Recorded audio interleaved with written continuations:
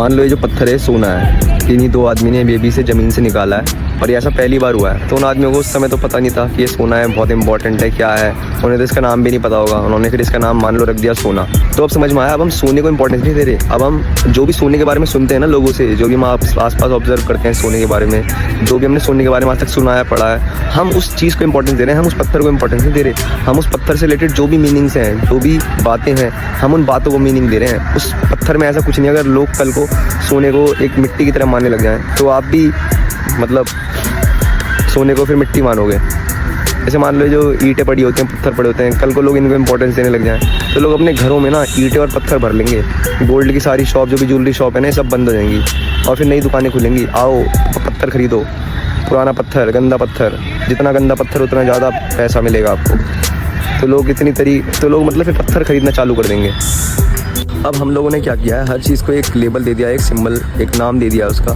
जैसे example gold का ले लेते हैं। अब गोल्ड वैसे अगर आप एक्चुअली में देखा जाए तो गोल्ड क्या है? गोल्ड एक तरीके का एक पत्थर है, एक तरीके का एलिमेंट है जो अर्थ के अंदर पाया जाता है। और गोल्ड जैसा पाया जाता है अर्थ के अंदर, वैसा नहीं पाया जाता। गोल्ड की पहले रिफाइनरी वगैरह होती है, ठीक है, उसके बाद वो जैसा हमें देखने के लिए मिलता है ज्वेलरी की शॉप पर, वैसा उसके बाद ऐसा निकल के आता है। तो हमने क्या करा, अर्थ के अंदर जो एक एलिमेंट है उसको एक नाम दे दिया गोल्ड, और हम सब ने उसको इम्पोर्टेंस देना चालू कर दिया कि ये तो बहुत इम्पोर्टेंट है और बहुत कीमती है, बहुत प्रेशियस है। जब वो अर्थ के अंदर पड़ा था तो वो कुछ भी नहीं था, वो बस ऐसे ही एक पत्थर था। कोई भी आप एक नॉर्मल पत्थर लगा लो, वो एक नॉर्मल पत्थर था, पर हम सब ने गोल्ड को इतना इंपॉर्टेंस दिया, इस वजह से वो हमारे दिमाग में बहुत बड़ा हो गया।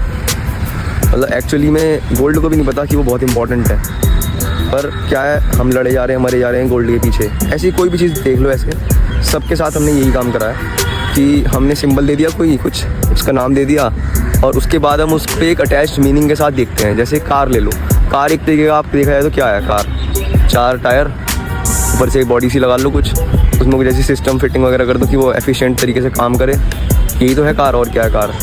पर अब कार का मतलब ब्रांड्स हो चुके हैं, ठीक है, लग्जूरियस कार, और ये ऐसी चलती है, वैसे चलती है, ठीक है। वो सारी बातें भी सच हैं, वो सारी बातें भी मैं ऐसा नहीं कह रहा है वो झूठ है। कार की अब नई स्पेसिफिकेशन सारी है, वो सब बातें सच हैं।